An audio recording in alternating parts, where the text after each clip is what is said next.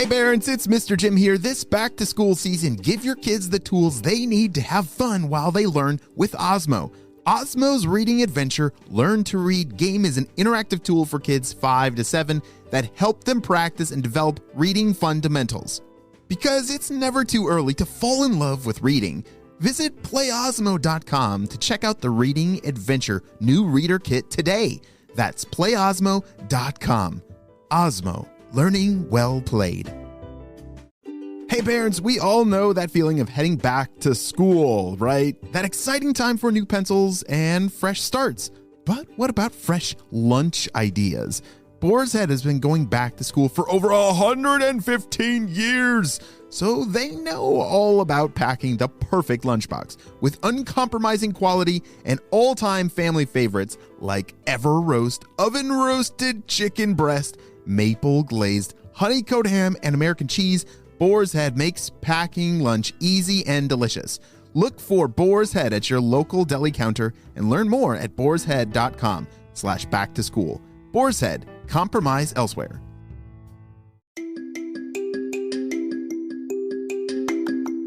Hello friends, it's Mr. Jim and welcome back to Kids Animal Stories. If you haven't already, make sure that you smash the follow button so you don't miss out on any of our awesome stories. Well, today is part 2 of the mystery. Have you figured out who George is? Well friends, strap on your thinking caps. We have to get to work to solve this mystery. Are you ready for part 2? Me too, let's go!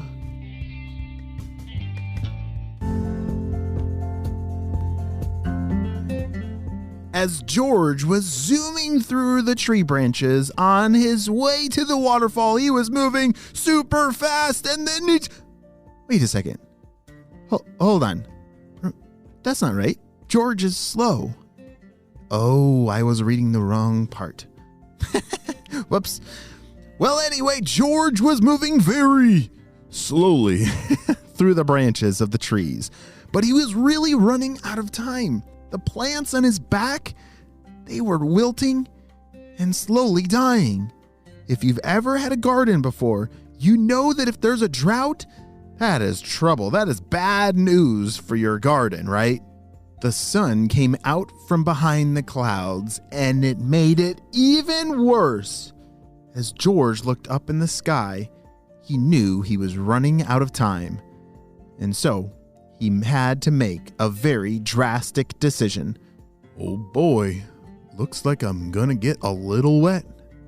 Cannonball! Splash!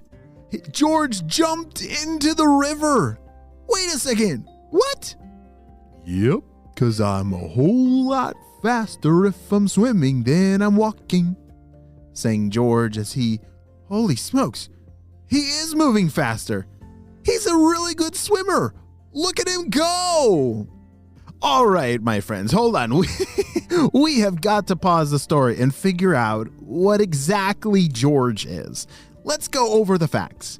Number 1, we've established that is he slow or fast? Yes, he's definitely very slow.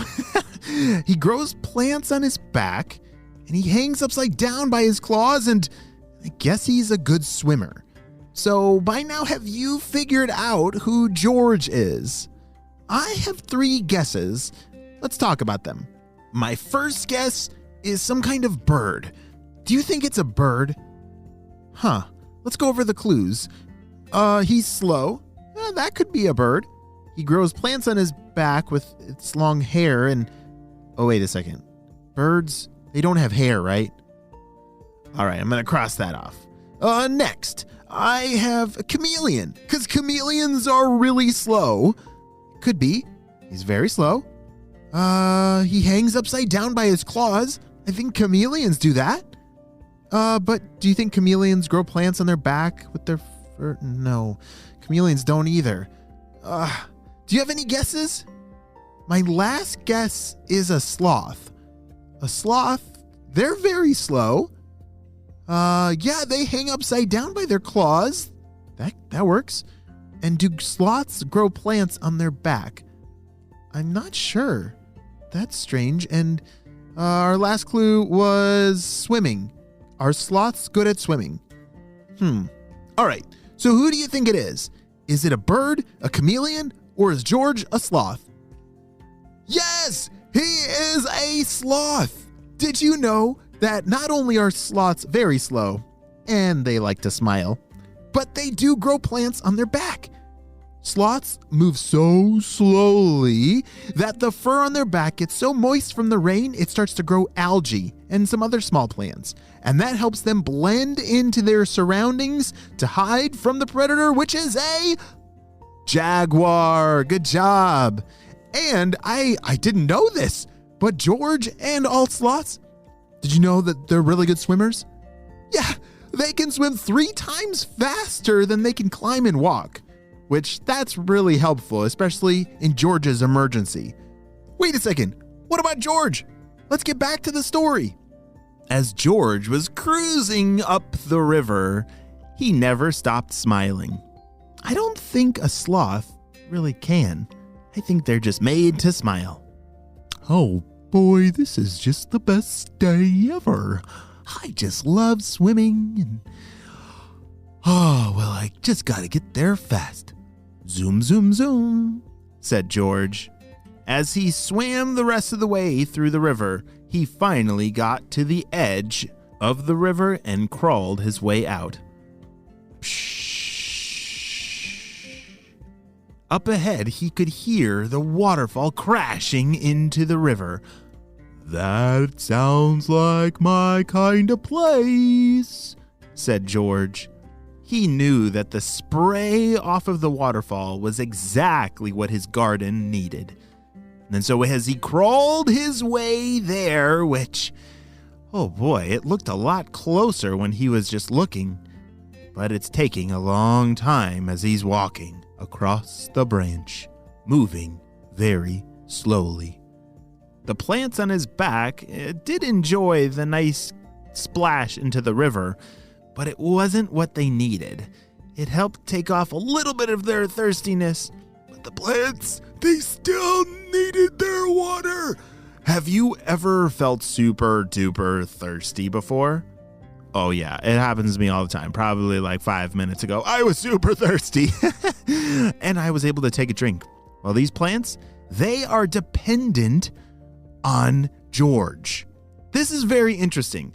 These two creatures, George the sloth and all these plants, they have something called a symbiotic relationship.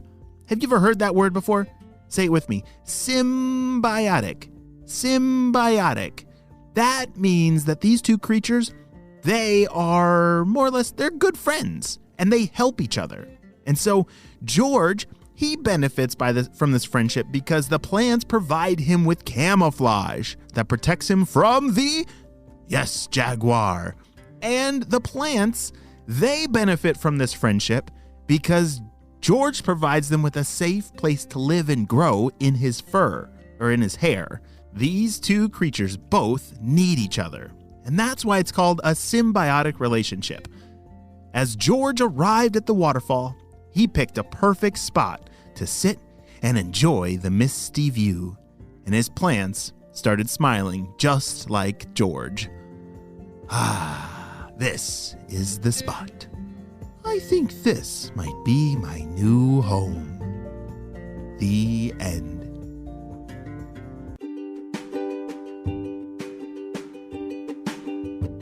Great job. You listened all the way to the end. All right. We need to recap what on earth just happened because George, I did not see that coming, that he was going to be a sloth this whole time. Who figured it out? Who had already, wow. You already solved the sloth mystery before I gave it away? Wow, great job. And who remembers what that big word was between the plants and George the sloth? Yes, symbiotic. They have a symbiotic relationship, which means they both benefit from this very special friendship. It's kind of like some of my friends. I think I like having them around, and I think they like having me around too. I guess we have a symbiotic relationship too. Have a super duper day. We'll see you next time. Bye.